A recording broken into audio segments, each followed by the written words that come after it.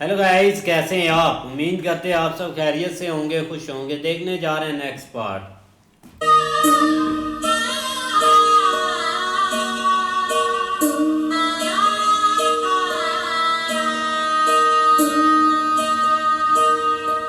अर्जुन, तुम इसी समय द्रौपदी से विवाह कर लो पुत्र, विवाह कर लो।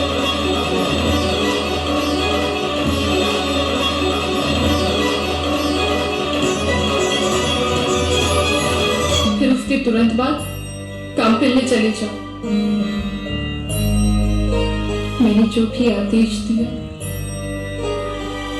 उसे दुस्वप्न मानकर भूल जाओ पुत्र। नहीं माता, वो अब संभव नहीं है।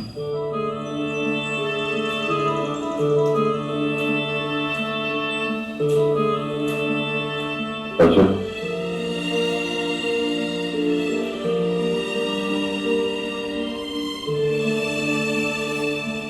माता की बात मान लो। ज्वालामुखी फटा उस पर्वत के विश्व का मोह नहीं करते हैं पक्षी, शीघ्र उड़ जाते हैं।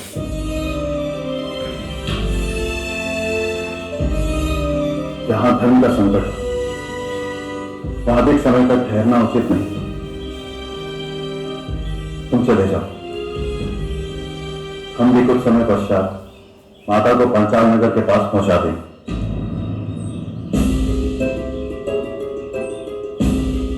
पहुंचा देगी? तात्पर्य?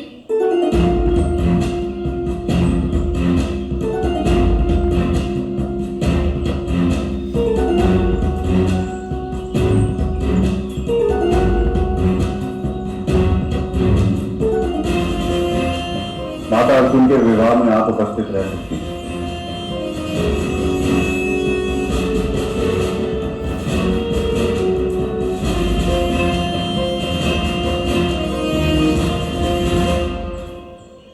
हम चार भाई नहीं रह पाएंगे। अब हम कभी भी राजकुमारी द्रौपदी के सामने नहीं आ पाएंगे।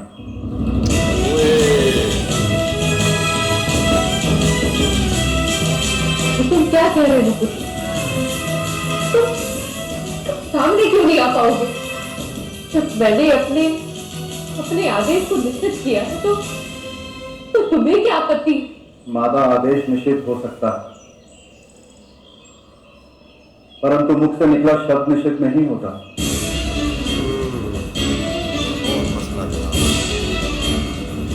शब्द वो बीज जो मन की भूमि पर गिरता है तो एक या दूसरा रूप लेकर भविष्य में जन्म लेता है। इसी कारण से माता ज्ञानियों का आदेश है कि बिना विचार किए मुख से शब्द बोलने वाले व्यक्ति को पाप लगता है।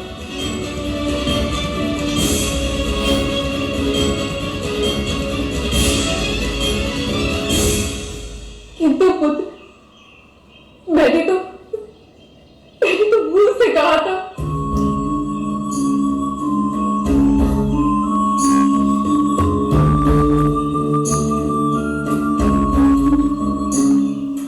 भूल से ही श्रवण को बाण लगा था माता, पर उस अपराध का दंड महाराज दशरथ को भोगना पड़ा।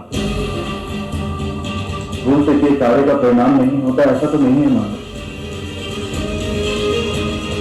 आपने अनजाने में राजकुमारी द्रौपदी का वाग्दान कर दिया है माता। वचन का दान, वचन के द्वारा दान। आपने अनजाने में हमारे और राजकुमारी द्रौपदी के संबंध को नाम दे दिया।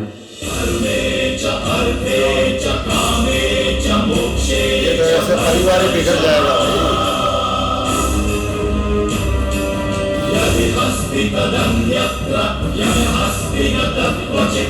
और यही धर्म संकट है माता कि वो मिथ्या नहीं हो सकता, मिथ्या नहीं हो सकता।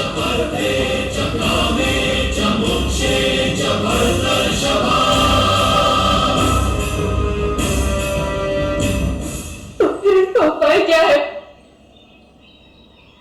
उत्तर दो। हाँ,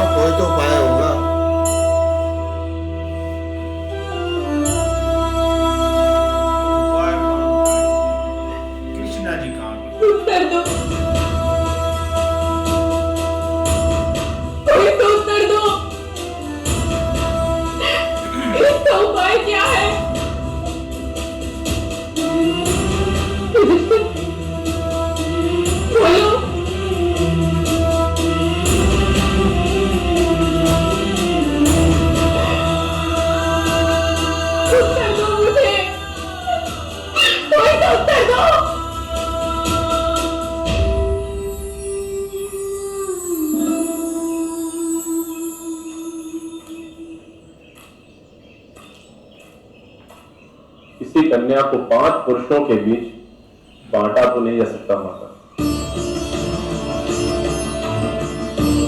धर्म संकट का उपाय तो सदा ही तपस्या से मिलता है। हम सबने निर्णय लिया है कि हम तपस्या करेंगे माता।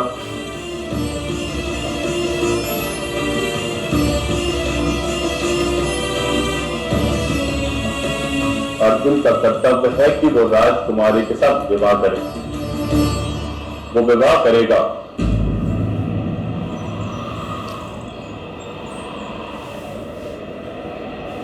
और हम 4 भाई संन्यास धारण करेंगे। संन्यास धारण करेंगे।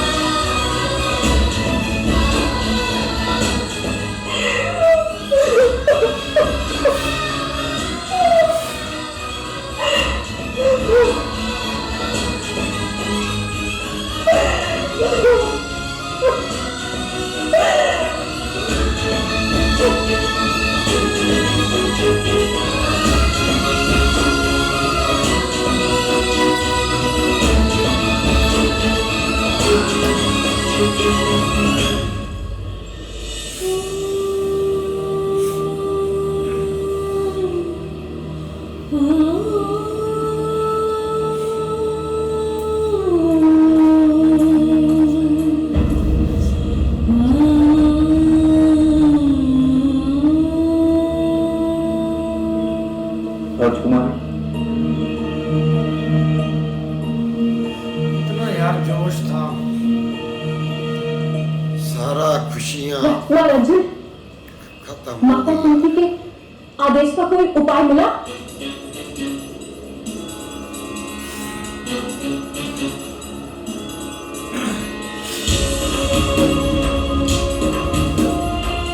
सामने बड़े संकट उड़ने जा सकते हैं अर्जुन, परंतु जब सामने कंकड़ में गिर जाए तो उसको ढूंढना असंभव हो जाता है। उसी प्रकार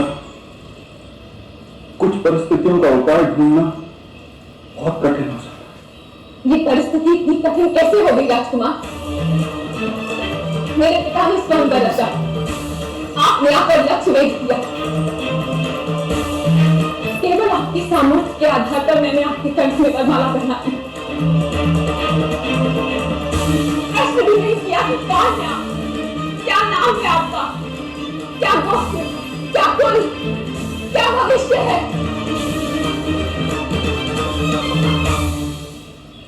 ऐसा मैंने क्या किया राजकुमार कि परिस्थिति कठिन हो गई? दोष आपका नहीं है राजकुमार,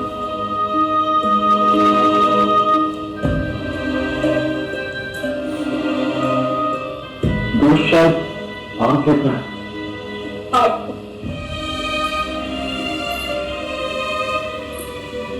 भाग्य तो निर्मित होता है, निश्चित नहीं होता राजकुमार। ऐसा सब मेरे गोविंद लिखते हैं।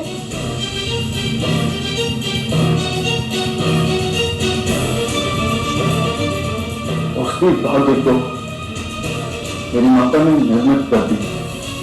अब का हम 5 भाइयों में वागदान कर,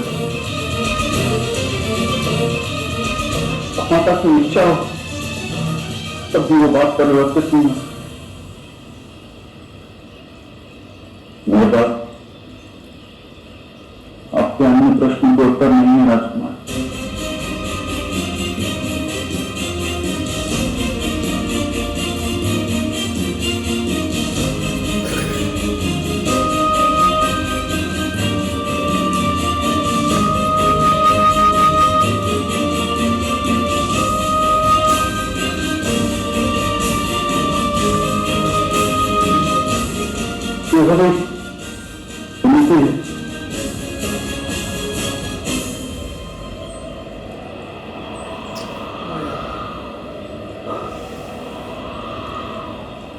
मेरे ज्येष्ठ भ्राता से विवाह कर